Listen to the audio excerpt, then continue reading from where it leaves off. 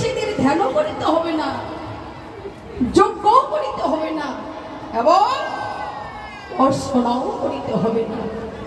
তাহলে আমরা ভগবানকে পাবো কিভাবে? ভগবানকে পাবার একমাত্র সহজ উপায়টি হলো এই মধুমাখা কৃষ্ণ নাম হরিনাম।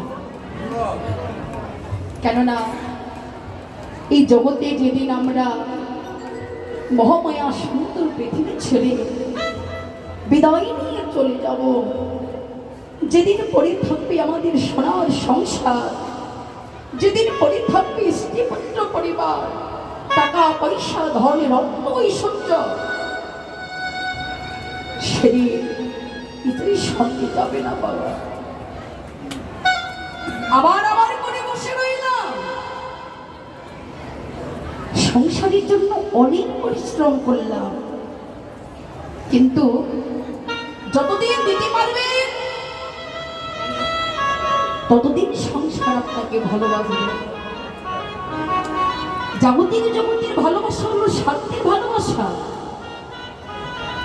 স্বার্থ ফুরিয়ে গেলে আপনাকে আর কেউ ভালোবাসবে না। তাকেই ভালোবাসুন যাকে ভালোবাসলে জীবনে দ্বিতীয় আর ভালোবাসার প্রয়োজন হয় না। যার জন্য কাঁদলে ভক্তির কোনোদিন কখনো মায়ার কাদা কাঁদিতে হয় না বাবা। প্রভু বলেছিলেন, হে অর্জুন, এই জগতে আমি ভক্তির জন্য কাঁদি রে, কিন্তু ভক্তগণ আমার জন্য কেউ কখনো কাঁদল না। ভগবান কেঁদে কেঁদে বললেন, বাবা যে ভক্ত কবে আমার আপন হবে, কবে ভক্তির কৃষ্ণ বলিতে প্রাণটি বলবে, কৃষ্ণ বলিতে কবে ভক্তির নয়নের অশ্রু বৈষ্ণব হবে। আমি ভক্তির জন্য কাঁদি, কিন্তু সাধুগুরু বৈষ্ণব আমার জন্য কেউ কখনো কাঁদবে না। মা, মায়ার কথা তো সকলেই কাঁদতে পারে, কিন্তু কৃষ্ণ বলে কয়জনে কাঁদে? কৃষ্ণ বলে কেঁদে দেখো, কৃষ্ণ বলে কাঁদার মধ্যে কতটা সুখ, কতটা শান্তি লুকায় আছে।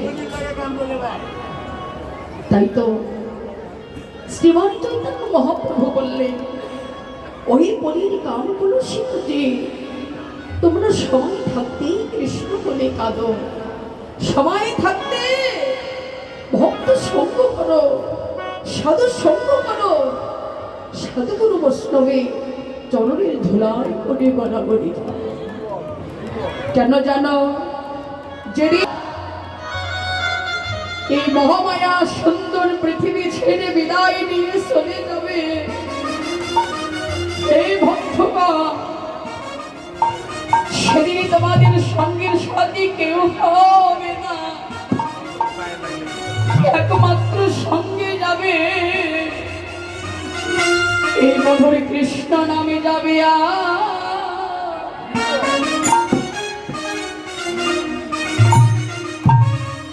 হরি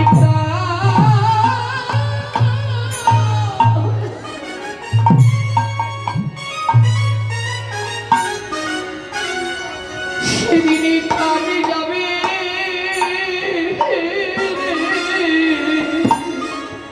আমাদের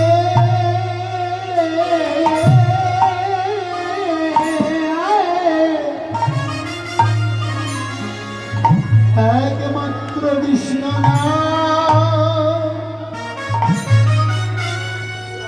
নাম যাবে।